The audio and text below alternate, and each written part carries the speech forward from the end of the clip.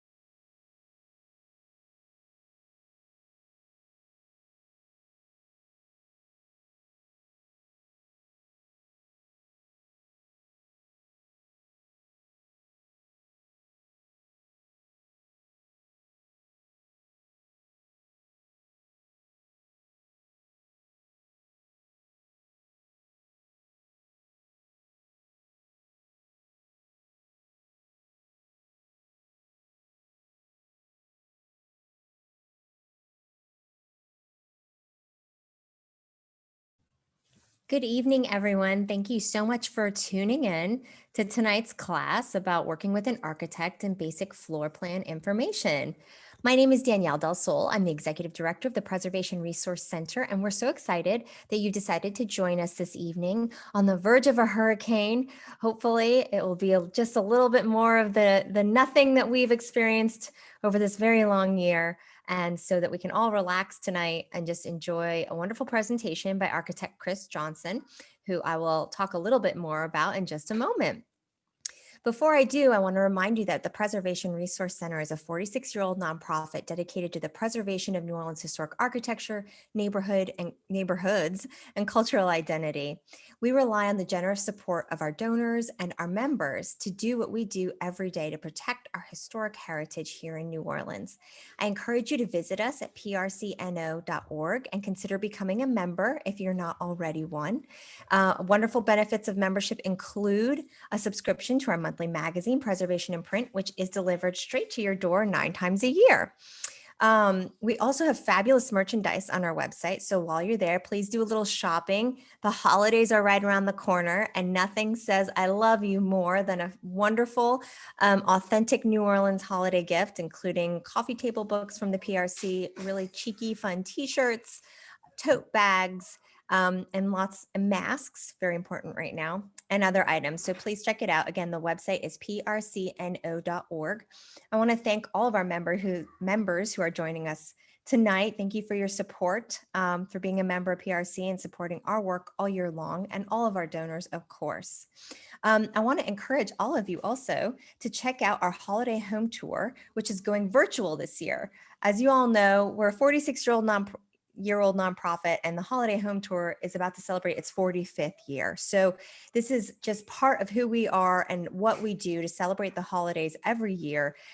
Typically we're in the Garden District, but because this is a virtual home tour this year, we have the distinct opportunity to visit neighborhoods across the city. We're very excited. So we have a quick little commercial to show you to get you in the spirit.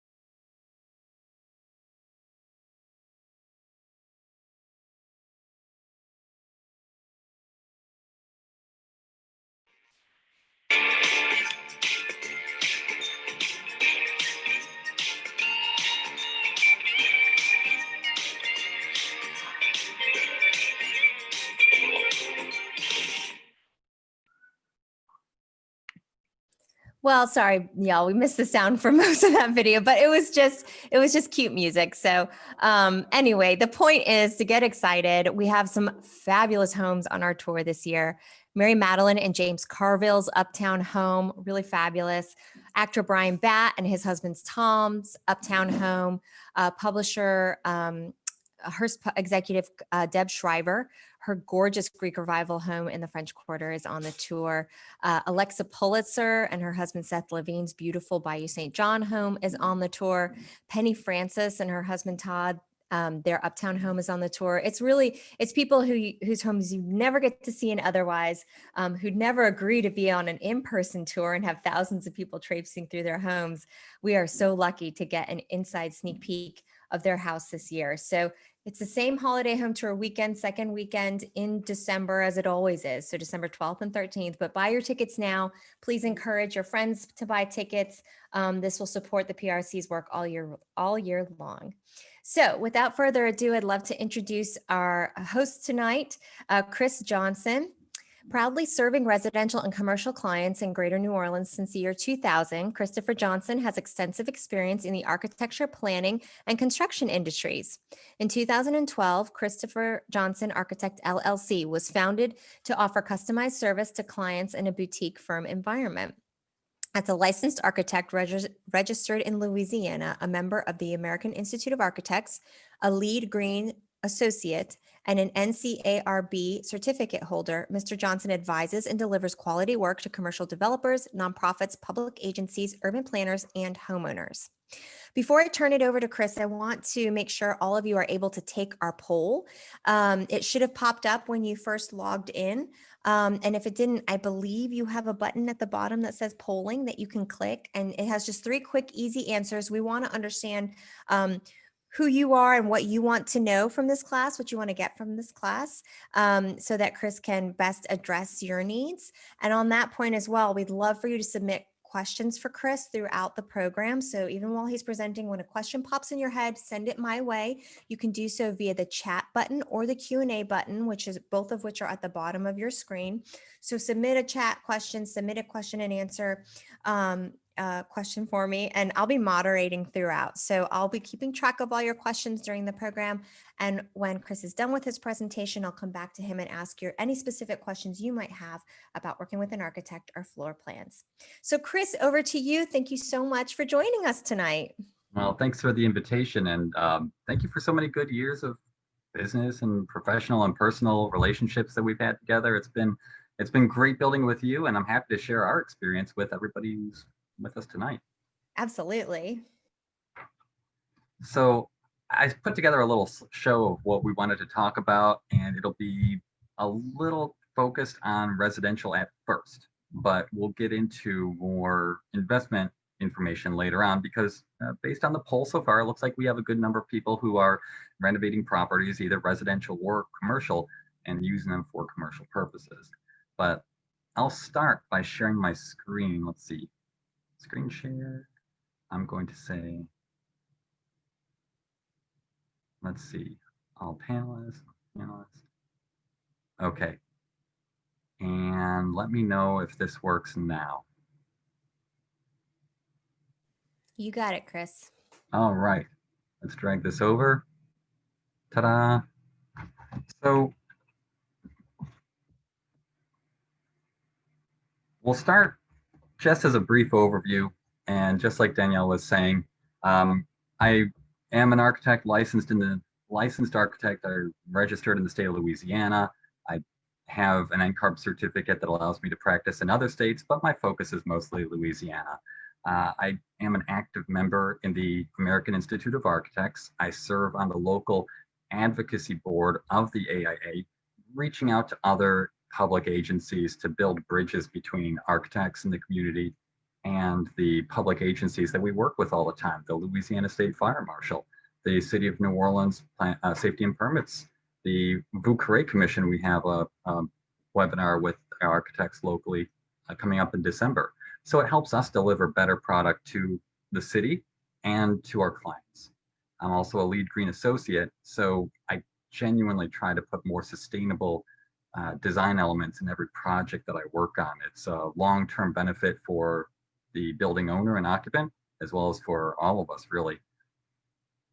Tonight, we're going to touch on a few general topics. So I'm trying to narrow them down a little bit, but working with an architect, how to read floor plans, best practices when you're designing a house or building, and the common pitfalls that are very avoidable as long as you know what you're looking for and have a little nose for what might work for you better. Starting with working with an architect, there are many architects out there, as you probably have realized. A number of the respondents had said they've worked with an architect before. And you'll probably recognize that we have different personalities, we have different backgrounds, we have different skills, just like so many people. So finding a personality and a quality match, skills match for your project is very important. And usually as an architect, you like to develop a relationship with your client that is easy to communicate with. If you can get along during the good times, it helps you through the challenging times of a project. You're establishing trust, you're establishing a rapport with each other. So here are some general times when you will absolutely need to have an architect as part of your project team. Anytime you're engaging in new construction, anytime you are making structural changes to your building, anytime you are making substantial improvements to your building, like putting an addition on or renovating more than 50% of the floor area, or increasing the value of the building more than 50% of what was listed on the city's appraisal website. Also change of use. For example, if you have this perfect little shotgun on Magazine Street that you think would be a lovely retail store, but currently it's a single family home, you probably can change the use to retail, but an architect will help you through the process of changing that residential building into a commercial building open to the public. When is an architect recommended? Now, these are times that you may not need an architect, but it's recommended because of the skill set that an architect is going to bring to your project. Non-structural renovation, like you're redoing a few rooms in your house or building a swimming pool in the back. Exterior work that is in a historic district where you need to have a historic district review. Those times you might want to have somebody who's familiar with permitting, familiar with materials, and familiar with how to best organize a space. You don't need to hire an architect for these times, but sometimes it makes your life easier and it comes out better in the end for the product. And this is when I talk myself out of work. There are times when you don't need an architect. When you're replacing floorboards in your house, when you're interior painting, paving of the rear yard. These are listed on the City of New Orleans' website as times when you don't need a permit, so you don't need an architect for these times either. Now, the one caveat will be exterior work. If you engage in exterior work in a building, or I'm sorry, on a building on the exterior, when you're in a historic district, a full control historic district, or a VUCRA location, you will need to have a permit for that work. So you don't necessarily need an architect for that work again, but you will need a permit. So this helps to gauge when you will need us and when you don't. Typically, an architect will work in a few different phases with you. First is going to be documenting your building. And there can be an existing building there, or you might have a vacant lot. There's not a lot of building to measure or no building measure. But that doesn't matter so much as just putting documents together, learning what the zoning is, measuring a building that is there, getting a survey, getting the elevation certificate, showing what the constraints are for how to build a building or renovate the existing building. This gets your facts together. Once you have all that information together, you proceed to step 2. And I'll call this the pretty picture phase. It's schematic design, it's pretty pictures, it's floor plans, it's 3D pictures, it's really great visualization to help you really quickly and effectively visualize what you're trying to build, whether it's a house or a 3-story condominium or whatever you're doing. This helps you get the ideas on paper quickly. Once you arrive at a plan that you like and it meets your budget, generally speaking, and you feel ready to move forward, you proceed to the 3rd step, construction documents. That's when you get into the details, the size of the lumber you're using, the connections, the insulation, things that take up a lot of space on paper that is for the contractor's benefit, but you don't really need to have that in the pretty picture phase. This construction document phase is when you get all the documents together, the drawings for the city for permitting, as well as your contractor for giving you the right price for the right work. And then lastly, and this is very important, after the pencils are down, your pencils actually really are never down. You have construction administration.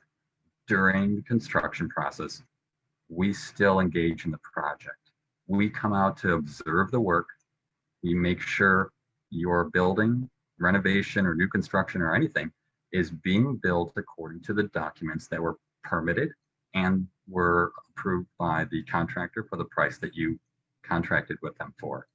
When there are questions, the contractor or the owner may have questions that the architect will answer.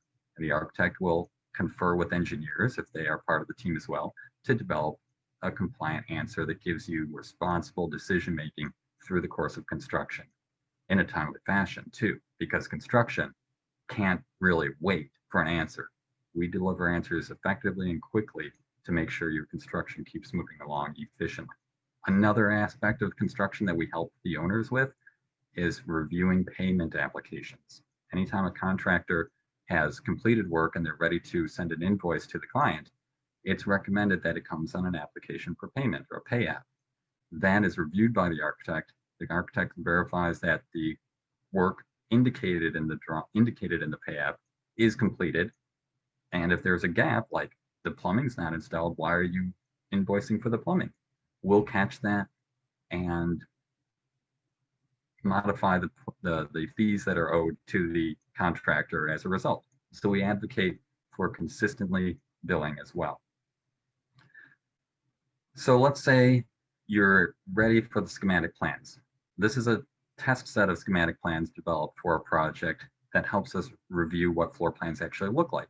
And floor plans are not that complicated when you look at them knowledgeably. They may look very difficult at first, and that's okay. There's a lot of information, but it's so far to this point in time, it's the best tool that we've developed as an industry for how to convey the design intention to the contractor so they know what to build, what we want them to build. Later, it may come in a different form. It may be the three-dimensional model that we packaged and shipped to the contractor, and they can poke around it and find exactly all the connection points they need. As an industry, we're not there. We're going to look at two-dimensional floor plans for a few more years still. So schematic design, this is an example house. You'll see a site plan, you'll see zoning analysis. This is where we start to figure out what can we build on the site. Over here, dashed lines will indicate where setbacks are. The city's zoning requirements have us set back a house certain distance from property lines at the front, the back, the sides, and they have other regulations too. The site plan will give an idea of what the house looks like from above, as well as where we can build, and give you an idea of maybe the zoning requirements in addition to that. This is a demolition plan. Demolition plan is strictly to show what's being removed or demolished in the course of the work. Here, windows are dashed out. Dashed lines usually indicate that item is being removed. You'll see notes that say, this one says salvage existing doors. You'll see notes like this, where doors have numbers. That's a tag. Door tag, window tags, those are all going to key in later, and I'll show you where that is. Elevations are simply the outside faces of the building. North, east, west, south, or you might label them per the street that they face. They strictly show what the outside of the building looks like straight out. New floor plans. This is where we have some fun. You'll see some new tags in here. You'll see, again, numbers for doors. That's going to be on the schedule later on. Every door gets a number. Every new window gets a letter. Letters for windows, numbers for doors. Those will be on schedules also. You'll see these squares and arrows or something like this. This is showing an elevation tag. So for example, down here, you'll see a square and arrow, A6, number 1. That means on sheet A6, detail 1, you'll see that elevation. And we'll check on that later on too. So here, New construction is typically shown darker and bolder so you can see what is new compared to what existed before. Same thing with the upper floor. New is darker, existing is typically lighter and faded back a little bit. Elevations showing the new, the tags for the windows are shown, some notes. This is very basic in nature, so you can get an idea. Architectural plans will probably have more information than this as you'll see full-size sets during your renovation, but this is a good starting point. You'll also see, to get a quick idea of how you like it, your architect might develop some three-dimensional illustrations too, to show what is new and what is existing. And not only from the dollhouse perspective, where you can see it as a little model from a bird's eye view, but you'll see the street eye view also, the user perspective, the pedestrian perspective, to give you a sense of the scale. So just as an example, when we looked at that elevation, that floor plan before, detail 1 on sheet A6, we'll go to A6, sheet A6, there we go, A6. Detail 1 is here, that's the front elevation. And it tells you some information, but this might be a more powerful way to see what that really is going to look like. So it helps to have drawings that clearly convey the design intention before you engage into the construction document phase. Additionally, you'll see what's called a reflected ceiling plan, or HVAC power lighting. Reflected ceiling plan gets its name from the concept of a mirror. If you were to picture the floor has a mirror surface on it, and this gives you a reflection looking straight up. You'll see where lights are indicated. You'll see lights are tagged just like the doors and windows, fixture 1, fixture 6. You'll see outlets, the double line with the circle here. You'll see elevation tags like these that show the height of something above the ground. This is indicative of a shelf that is a ceiling shelf above the bed. You'll see these attic stairs. You'll see mechanical ductwork, not ductwork, the diffusers, where you have supply fusers shown with an X, and you'll see return fusers shown with the Y. Down here, you'll see all those tags, what they refer to. Door schedule, like we were saying earlier, if you have a door tagged with a number 200A or 201A, you'll see that the elevation is shown here. That gives me an idea that type A is this kind of door with the 3 panels on it. The hinge is one side. The dashed lines always point to the hinge. The description gives the width of the door, the height of the door, and a small description of what that door is, a single leaf or slab, and it's 3 panels. It's made of wood, it's paintable, and that's compared to stainable. For example, that'd be 2 different grades of wood. Stain grade wood is more expensive than paint grade wood. Frame material is wood. Most residential is going to be wood. You'll have occasionally multifamily that could have metal frames. But you'll see then also the comments if there was a salvage door to be installed in a new location, or if there was a fire rating on the door. You'll see that in here as well. Windows, very similarly. You have the width, you have the height, you have the door label, you have the window label, the elevations. You'll see different window types. For example, a double hung is the kind that we're most familiar with, that slide up, lift up from the bottom, and the top sash can slide down as well. This one here, where it opens outward, is a casement window. Fixed windows in the middle, fixed does not move. Awning windows are the ones that open outwards. Hopper windows open like a coal hopper back in the early days. So there are different types of windows, and you'll see that shown in these elevations too. And in the schedule, you'll usually see multiple references to what kind of window that is. So that's a really brief overview of the plans. We'll look at some best practices for when you actually get into the plans, how to lay out your space next. And again, these are residential in nature, and many people are looking at residential, but you'll see what options there are for using efficient planning through this. Here's an example that is indicative of a common type of renovation.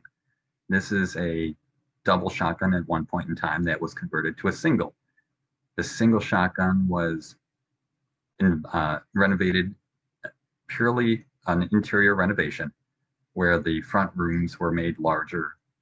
The plumbing was consolidated in the center where the bathrooms and the kitchen are. And the quiet areas in the back, the bedrooms, were clearly separated from the front. This shows a lot of good design technique because you have the quiet areas in the back and the noisier, lively areas in the front. Consolidated plumbing that keeps your plumbing costs lower and more efficient. You see that the large area in the front of the multiple parlors has been opened, but they also had some tact for how to address the historic nature of the house. There are historic doors and side lights that have been retained in place.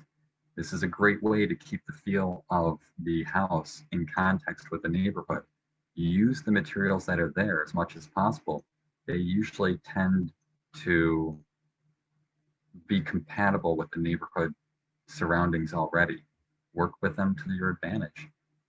Here's another example. This was two clearly separate apartments in one single shotgun. It was a double shotgun, but they were still 2 units. They each had only 1 bath, 1 bedroom, kitchen in the back, utility. It was very tight. It was efficient, tight, not great for privacy if you had people in the house. Shotgun houses, for all their aesthetic charm, do have challenges with privacy because of your need to walk from a bedroom through the bedroom to other rooms of the house. To help alleviate some of that and give better privacy and more social ability to the front, but the privacy in the back, this opened up again the kitchen and the dining and the great room in the front. Consolidated plumbing in the middle. Placed a large master suite in the back. And just like we were saying with the other building, we're using an existing historic feature to our advantage. This is a very large chimney that was centrally located. We kept the chimney in the center and dressed it up. We had it repointed, cleaned up, and it became a real amenity in the rooms that faced it. So this would be the master closet that this was in. It makes for a very site-specific, very contextual approach to the design that respects the nature of the home's original construction. The side lights and the front doors were retained. Again, it's preserving the character on the streetscape. It helps to establish that credibility of the historic nature of the house. One of the other things you can do when you're, just as a tip for renovations, using these windows is great, these historic windows that are already in the house. But let's say your historic windows are not really usable anymore. They're damaged beyond repair, or they're missing. There are really excellent windows for new construction on the market. JELD-1 has some, Marvin has some, and they're approved by HDLC and Vucare in many places. They look appropriate for the house. They have the narrow vision lights. They have an excellent sound quality to them because they are insulated. Unlike original windows that it's just a single pane of glass, these will have 2 panes of glass with the argon insulation, better energy efficiency, and better sound control from the outside too. Another way to help with sound control in the house, your door selections. Doors to closets can be whatever material you like, hollow core doors that are flimsier, or solid core doors. Either way, solid core costs more, but I strongly recommend using solid core for bedroom doors, bathroom doors, and any doors where you have privacy concerns. So that's a quick way to add quality to your home and still keep in the range of the home's historic nature. Architects will also give you an idea of context. When you talk to them about context, you will talk to them in regard to new construction or historic construction. In regard to new construction, context here starts to tell us that we have a strong line in the front that's about 1.5 stories high. And in a new construction infill, proposing that we retain that kind of street character at about 1.5 stories high, and then place the commercial behind it, gives a sense of street appropriate frontage and also a little more leeway and contemporary design behind. It's a good way to transition from the street up to what current design practices may allow. Then you have renovations where you're talking about the context not only of the neighborhood, but the building itself. This is a home, not a home, this was a repair garage for many years in the 1920s. Bringing it back as a micro distillery is a very different type of program, but preserving the character of the building was essential for many reasons. Trying to get that openness with a large garage door, have the 2 exit doors on either side, still respect the lighting above it, comes through very well when you continue to use similar materials like the corrugated metal, the flat metal panels for the pediment, and the large opening in the center that gives that great connection between the street and the interior that was there with the garage, but has changed in its nature. Architects will help you to straddle that line between what was there and having that inform what can go there in an appropriate way contextually. Getting back into residential, the 2 rooms in your home that will probably consume the most funding will be your kitchen and your bathroom. The wet and the water, the plumbing, and the electricity are clearly going to be, and the finish detail will clearly be your highest budget determinations there. In the kitchen, there are a few pointers, no matter whether you have a 1-island kitchen, a 1-level island kitchen, or a 2-level island kitchen. You'll see in both of these some design practices that are effective for kitchens in general. In the center, the island is there, yes, but you have circulation around the island. That gets you out of pinch points. You don't want to have bottlenecks in your kitchen. Also, lots of room in front of the oven. When that door comes down or when somebody is bending over to get into there, you want to have clearances behind you for full access. When you have a refrigerator, no matter what size it is, whether it's a large one like this or a fairly large one here, clearances are always an issue, but so is location. Refrigerators are best located at a place where they are convenient to your guests and kids and anybody else who wants snacks and drinks regularly, but let them stay away from where the action in the kitchen is. They can get their materials and get out of the way without interfering with the actual activity in the kitchen. It's a great way to get people what they need quickly and not interfere with what everybody else is doing. You also have, let me back up one moment here. There are also aging in place considerations. When you're looking at an investment property especially, or if you're living in your own property and you're going to stay there for a few decades, consider options for how you can age in place. Wider access with these aisles makes a big difference.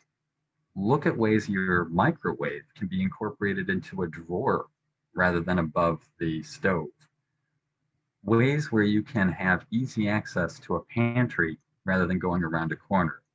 These things make your life more comfortable now and will make other people's lives comfortable in the future, whether they're the buyer of the home or your future you, so many years in the future. Bathrooms. The other expensive room of the house, bathrooms. When you have a limited number of bathrooms, there are going to be a few criteria. If you have a master bathroom with only the master bedroom user using it, let's say you're that user, you pick whatever bathroom you want, whether it's a shower or a tub or both. You pick what is your favorite.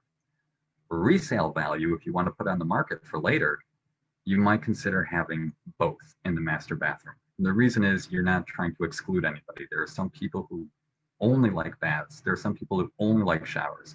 And there's some people who can only use one or the other too for medical reasons or other reasons. So having an inclusive design helps your future buyer, helps you too. You could look at other options where you separate these shower and bathtubs. You have a nice bathtub on one side and the shower separate. That's in a master suite, and that works well too. A guest room might have just a shower, something efficient, something to just get a shower head in there so a guest can use it quickly, or a second bathroom where they have some flexibility. And then the most playful one of all is the powder room. If you have a little extra space and you don't want guests to use your primary bathrooms, give them powder room. Very tight areas are okay. You can have a tight little sink. I mean, these are very, very small sinks. They don't take up much room at all. You can tuck them under a stair. You can put them in a corner. There are a lot of flexibility here for these design options, and they really work well. So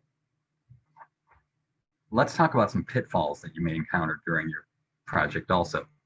The first and foremost, and the one I can't emphasize enough, do your research before you purchase a property. And I mean, not just the home inspection report. If you plan to do something with that property other than live in it, if you want to grow it, if you want to change the use, if you want to build new there, whatever it is you want to do your research first. See what is allowed. Jefferson Parish, Orleans Parish, all the parishes, we have databases for the zoning ordinances that tell you lot by lot what is the zoning that you have to comply with for that property. So going back to our little retail house on Magazine Street, let's say you find the perfect Magazine Street house that you want to turn into a store. If the zoning doesn't work for that location and it's not allowed to be anything other than a single family residence or a two-family resident, you might lose your money trying to buy it and flip it into a retail when you will never be allowed to make it a retail building. So a little research ahead of time will help a lot. Other things that you need to look at are surveys and elevation certificates. These help you identify where there are nonconformities on the lot or elevation requirements that may make it difficult to build onto the lot also. Here's an example of a zoning setback requirement. Let's say you want to buy a house and build on the back of it. Some houses you can't. You have a little yard space and you're allowed to, but you have to stop at a certain point at the rear yard line. If your house is already too close to the rear yard, you can't expand it. If your house is too close to the side yard line, you can continue along that side yard line, but you can't put windows along that wall if it's less than 3 feet. Knowing these things ahead of time helps you identify when a property looks like it is manageable. You can make these modifications and make it fit your budget and your goals. Or if it's going to be more problems than you can really tackle in a cost-effective way. One of the most popular considerations that has been only increasing in popularity recently has been having an accessory dwelling unit somewhere on the property, in the backyard, that garçonnier or the carriage house or the mother-in-law suite that's in the backyard. There are some areas of the city that will allow a second use, a second principal building on the site. Most don't. There are some areas where you can bring one back into service that was historically there. And if there was not one historically there, you will not be able to bring a shed into residential use. Knowing that ahead of time saves you the time and energy of buying the property that might not work for your goals. Another very important goal that happens to trip up a lot of people: know when you're in a historic district.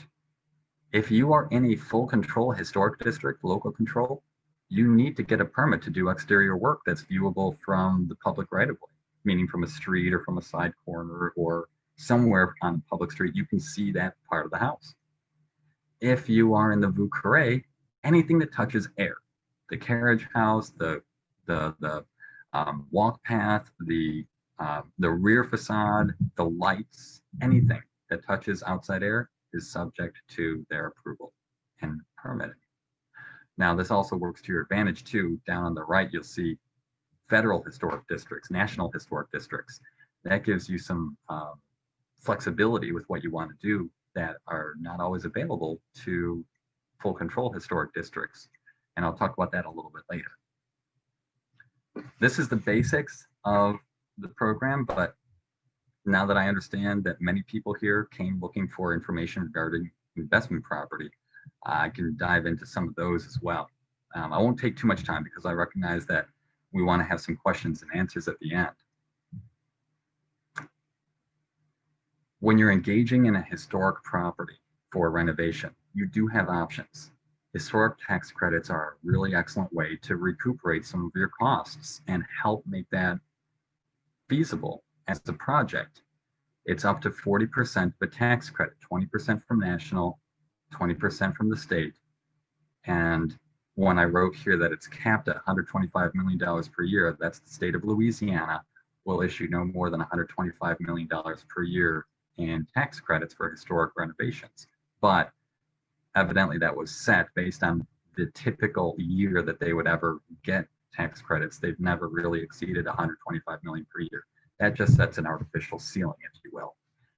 This sunsets in 2026 until we can kick it down the road another few years and get that reactivated for another 5 years, 10 years, whatever we can negotiate with our politicians at the time. The way the tax credits help you, if you invest $100,000 in a property and the qualified costs, meaning as it's been described in many ways, if you take the house and shake it upside down, whatever falls out, furniture and curtains and things like that, doesn't really qualify unless it's part of the building. So qualified costs of $100,000 renovation, or I'm sorry, let's say it's $100,000 of qualified costs, and you get a 40% tax credit on that. You can use that to offset the tax burden of yourself or your company, whoever is engaging in that renovation project. If you need capital in order to finish the project at hand, you can sell these tax credits to the market. There are companies that purchase tax credits for maybe 70 cents on the dollar. And that way, if you had $40,000 of tax credits, you could sell them for $28,000 in cash. And that comes back into your pocket to sink into the property, or for whatever purpose you need to, you have that cash in your hand. Now, the additional programs that are available, a few of them are through the Preservation Resource Center too. They have a preservation easement program, a facade donation program, where you can get additional incentives for giving them more say over how you renovate your property. The state of Louisiana and the city of New Orleans offer a restoration tax abatement. This can be very powerful if you're committing to a very extensive renovation that could add up in costs.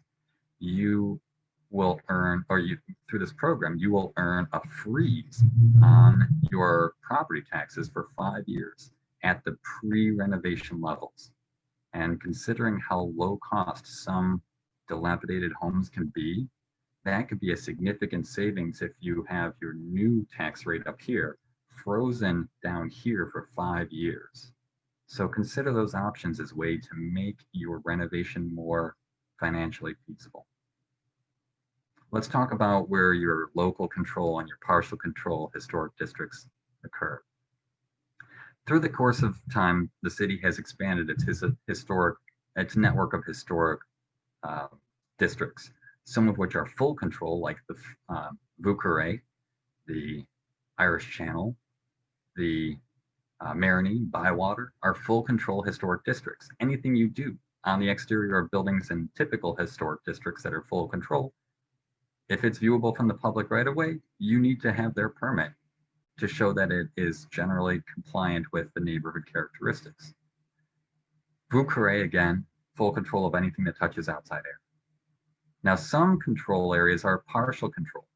If you have a property in this light pink area or this light gold area, those are partial control districts, and you can learn more about those on the city's website.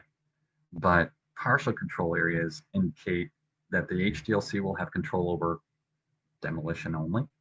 And nobody really understands what that means, demolition only. They also mean demolition by construction. I'll give you an example. Let's say you have a Camelback, you have 4-bay shotgun, 1, 2, 3, 4 rooms, and you want a Camelback over 2 of them. That's about 50% of the roof that you're going to have to cut back in order to make room for that addition. That also means 50% is a trigger point for historic district review. They consider that demolition by construction. You've affected the nature of that property significantly. More than 50% of the roof is changed. HDLC steps in and says, we are taking control of the aesthetics of this property development and we'll review it as though it was a full district. So that becomes an issue that is avoidable if you want to avoid that. Don't have your addition modify more than 50% of the roof. And then the HDLC reviews it, says it doesn't affect more than 50% of the roof or 50% of this other area. It doesn't meet the threshold of demolition by construction. And then it is passed out of their hands directly to the city of New Orleans. So that's a way that you can have flexibility in your design and still achieve your goals in those historic districts, although they're partial control. Now you get even better opportunities through these national registered districts. One example would be Pontchartrain Park, which is, I believe, the newest one in the city of New Orleans. These areas are recognized historic neighborhoods by the federal government, and they have the ability to secure tax credit funding for those renovations. They don't need to be in an HDLC district. They can be, they just need to be in a national register district. That also gets you the opportunity to have base flood elevation compliance modifications or waivers. If you propose working on a building or renovating a building, and the work generally will not affect the historic nature of the building, and not negatively, certainly, but certainly it complies with the goals of the State Historic Preservation Office, they will issue a waiver for your flood elevation requirements so that you will be required to be flood proof up to 18 inches above the curb. Many of these areas, these areas require you to be much higher than that. So the state waiver program gives you more ability to renovate historic properties if done in a sensitive way. That is their goal. They want these historic properties renovated, and they'll help you if you know how to ask. The AIA, as I was saying earlier, the American Institute of Architects, has forecasted design trends for the future, and they try to stay ahead of the curve here so that we know what to expect for when clients call in. This is a national interest, not just local. So some of these you'll find are eminently appropriate for New Orleans, even though this wasn't a New Orleans-centric goal list. Home offices, live-work accommodations for multiple family members. We've all seen the effects of COVID. We know that there are multiple family members and children who are at school at the same time trying to work from home. It's very difficult if you have an open concept floor plan and everybody's echoing in every direction. Design that can accommodate multiple persons in multiple work environments will be extremely helpful and desirable, not only for yourself, but for resale too. Number two, with infill development, that means more likely you're going to see an increase in interest in cities that are already developed, less interest in rural pastures where you're developing farmland for the first time into homes. People like the amenities of restaurants and bars and nightlife and museums, the cultural amenities that come with being in a group of people that live close together. Entry-level homes, this is an important one. Construction costs have escalated over the years faster than people's incomes. So when you have homes, a person owns a home, they're typically going to ask for the largest home they can afford. The difference between that and an entry-level homes are just, many of those buyers are looking just to buy a home. If construction costs are going up, entry-level homes have to come down in construction cost in order to meet their entry point, their cost to entry point. And that means usually building a smaller house. There's been more interest in building smaller, livable homes and apartments so people can at least have a place to live. Their entry home can be small and efficient. After they get their financial footing, let them buy bigger from that point on. But the cost their first home has to be as manageable, as low as possible. Rental units, ADUs, accessory dwelling unit, mother-in-law suites are becoming more interesting over the years and more desirable over the years too. You have in-laws who are elderly, having them live nearby with a sense of independence, not in your home, but maybe adjacent to you, having a unit in the back, having a shared two-family split shotgun. These options are becoming more attractive compared to nursing homes. Disaster resilience. This is a great one from New Orleans. Having historic looking windows that are actually impact resistant. Having shutters that are easy to close. Again, impact resistant. Having homes built high enough so that if there is flood water, they are not affected. Disaster resilience is becoming a really excellent way to help people feel at home and know that they can come home after a storm with minimal to no damage. Energy efficiency, sustainable materials, aging in place. I'm not going to go through the whole list here, but you get the idea. These are trends that are only going to accelerate as time goes on. And for all of us investors who are joining us today, this is a snapshot of the short-term rental market. I encourage you to, if you are going to engage in this market, to be very familiar with where you can develop a short-term rental and where you cannot. Do your research first. Your map to the right here shows your competition. These are all the short-term rentals that are licensed through the city of New Orleans as of October of 2020. There's a lot of competition. Know where you can build, know where you can't build, and once you know where you can build, know that you are not alone. You have a lot of competition in the city. So that is my closure. And I welcome questions that come from the group. I welcome criticisms, of course, and general feedback, and love to hear more of your thoughts. Thank you, Chris. Excellent presentation. Would you all please send in questions? We have a few already, but anything that's on your mind for Chris, I'm going to relay some questions to him now. And I do feel like I need to make the caveat that the PRC does not support short-term rental development in residential neighborhoods. And so those opinions are Chris's own. And so I just want to make sure. And I will say also, I agree. I'm not advocating for short-term rentals. I will strictly say that is a risky business to get into. Please know that there's a lot of risk when you develop in that direction. Absolutely. So our first question actually kind of relates to that, because the traditional setup of doubles, of having 2 units within one home, has really benefited so many people in this pandemic, in terms of that they can still have some income coming in from their rental property next to their residence, even if they've been laid off or reduced hours at work. One of the questions here then is, for half of a house, half of a double, are ADA requirements, do those apply if you're renovating one half of a double to use as a rental? No, ADA requirements do not apply to rental units when you have a split shotgun like a double. So it can be a standard set of steps to get into the room. It doesn't need to have a ramp. Now, there are opportunities for having ramps in the back if you need that, but no, you're not required to. And here's one of the triggers. A single or a double is considered a residential building. The fire marshal does not review these. As soon as you get into a 3-unit building, the fire marshal reviews for 3 units and up. And at some point, and I'll get into the details another time, but yes, there are some triggers once you have escalated into a 3+ unit facility, but 2, no, you don't need to worry about that. Okay, great. Thank you.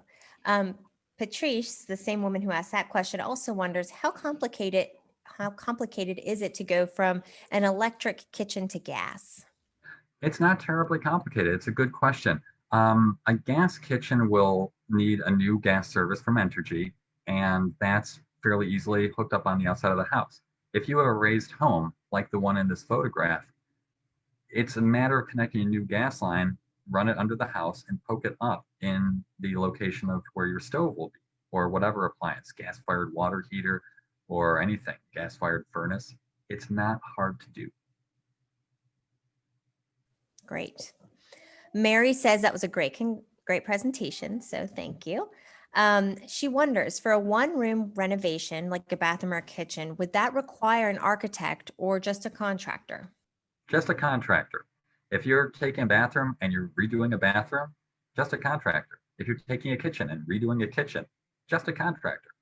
If you are adding a couple of bathrooms here and there, then you might want to talk to an architect. When you're actually increasing the number of rooms or you're re-subdividing it somehow, then you might want to talk to an architect, at least for guidance. Many architects will tell you if they need to be involved or if they don't need to be involved based on that initial conversation with you. So it doesn't hurt to ask. Great. So for people who do decide to work with an architect, Lori asks, how can a homeowner evaluate if an architect is a good match, both stylistically and financially, for their needs? Again, I would say ask, call them. They're usually very easy to get a hold of. Call them on the phone, leave a message. When I say easy, I mean they'll call you back. They might be busy at the moment, but sending them an email, calling them will usually start the ball rolling. See if you have a rapport with that person. See if you get along with them. See if you can talk to them conversationally. If they understand what your goals are from a little while, they should be able to tune into what you're trying to describe. You don't need to be an expert. They're the expert. Ask your question, look for their guidance, and it's okay to ask those questions as a way to not only see if they're a good fit for you personally, but also financially. Don't hesitate talking about funding, because we're in the business of renovations and new construction. We talk about money quite a bit, and it's okay for your budget to be what your budget is. If it seems like it's not enough, we'll tell you. We can do this for this budget. We can't do this for this budget. And if it works for you still, great. Go forward together. If it doesn't work, maybe try calling somebody else. It doesn't mean that one person is the only person. Call other people. It's perfectly okay. Good points. Janelle asks, are there any new or upcoming trends in the residential construction materials or methods used here in New Orleans? That's a very good question. It seems like everybody's trying to develop a new, better mousetrap. And some materials, I will say, for many years, the French Quarter was not inclined to accept a lot of types of new windows because there was a mix between a hesitancy because the windows didn't look right and a learning curve on behalf of the people who were at the who were in the neighborhood already, their trust in the new windows. And frankly, the windows didn't look right for a long time.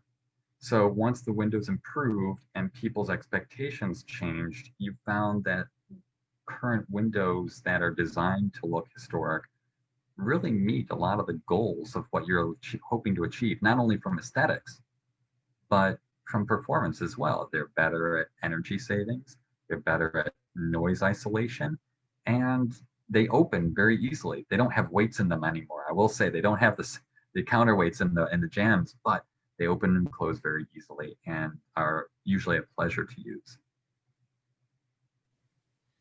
Tommy wonders, at what point do you need to involve a structural engineer? Can an architect provide beam calculations to remove a load-bearing wall?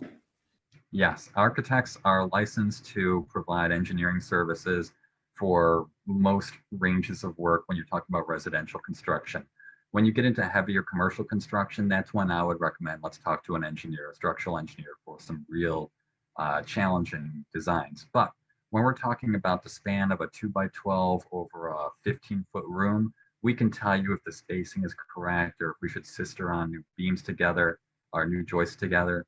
Those things we can tell you about, and we can look through the load tables to give you a best solution. So in many ways, an architect will be capable of giving you a reliable answer whether or not you can modify that existing wall, and if you can, how to do it in a safe and structurally sound way.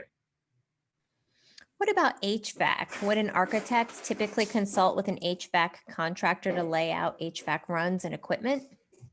In construction, yes. I'm sorry, in commercial, yes. In residential, not so much. For example, the house again that we're looking at, a standard split system unit you can accomplish a new design with showing where the outdoor condenser goes, showing where your furnace goes inside, whether it's in a closet with an upright furnace or whether it's in the attic with a horizontal.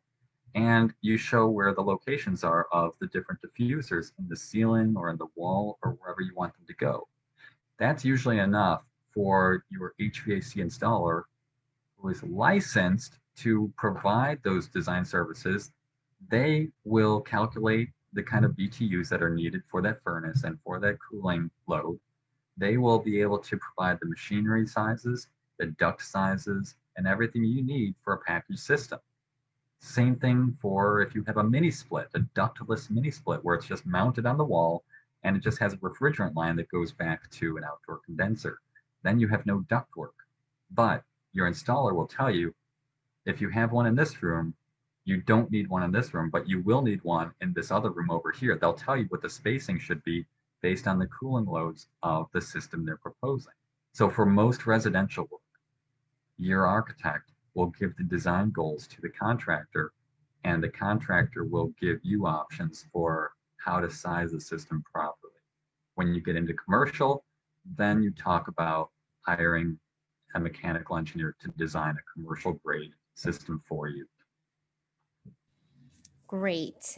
We have several more questions. We're coming up on 7 o'clock here.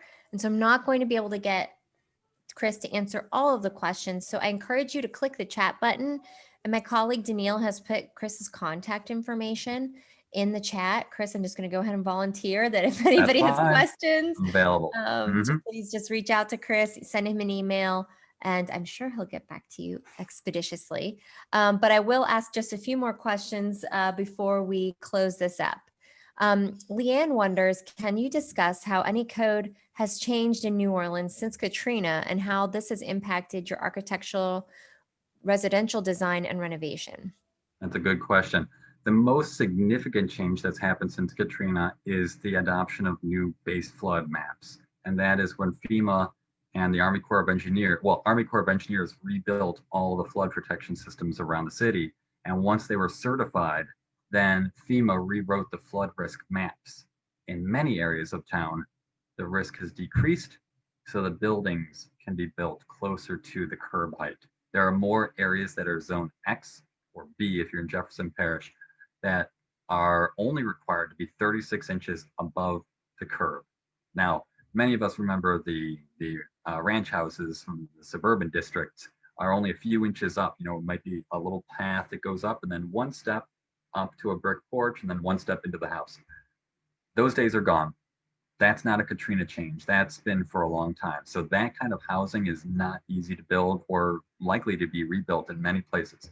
The only exception would be if you're in Gentilly Terrace and you have tremendous infill that brings you up that lawn to your one step up and your one step into the house. That was designed on purpose to get the homes up high enough above the curb, but that was a neighborhood-wide improvement done when that Gentilly Terrace neighborhood was built. So generally speaking, since Katrina, the houses can be lower because of the flood risk has been reduced, and you'll find a more in the practice of the trades, you'll find more contractors are comfortable with understanding how Simpson straps work, the metal strapping that connects the studs to the sill, to the rafters, so that your house has better protection from uplift. That way, if wind gets under your house, it doesn't lift it up off the foundation. This is a better practice, which is not terribly costly at all. It's pieces of metal that hold all the wood together. And frankly, you probably don't see them. Once the house is built, you don't notice them. So code-wise, those are definitely the most significant changes that I've seen. Great. Okay, I'm going to ask you one more, Chris. Mm-hmm. Is urban street level commercial space, such as on Magazine Street with all the storefronts, typically zoned to swap between retail and office fairly easily? Mary types, I'm wondering, as we have started seeing some rapid space adaptation during the past few months. Every lot is different. And since I'm still screen sharing here, I'll give you a quick snap. This is, if you haven't seen the property viewer for the city of New Orleans yet, it's tremendously helpful. The property viewer shows you the zoning and every parcel of land in the city. Turn on your layers, look at your zoning, and you can see very quickly which of these zoning types you might be referring to. And as you can see, Magazine Street is primarily HUB1, a little HUMU there, but it's very consistent HUB1 all the way through, which is a small class of business. And when you look at the individual requirements, and we'll just pick one, we'll go to HUB1. That brings you directly to a link in the zoning ordinance that tells you, hey, what can I build in HUB1? HUB1 allows all of these types. When you see letter P, that means it's permitted by right. You don't need to seek a variance or a special approval to use it as long as you meet the code. If you change between office to retail and retail to office, you need to meet the code for whatever is the new use. And that becomes fire marshal also. They have different calculations for your plumbing requirements. You have different calculations for your exit requirements, for your occupancy requirements. All of these things change. Your fire ratings between two different uses change. That's where your architect needs to come in. Now, if you're looking at HUB1 and you see something that says C, like a conditional use or a gas station, you need to get special approval.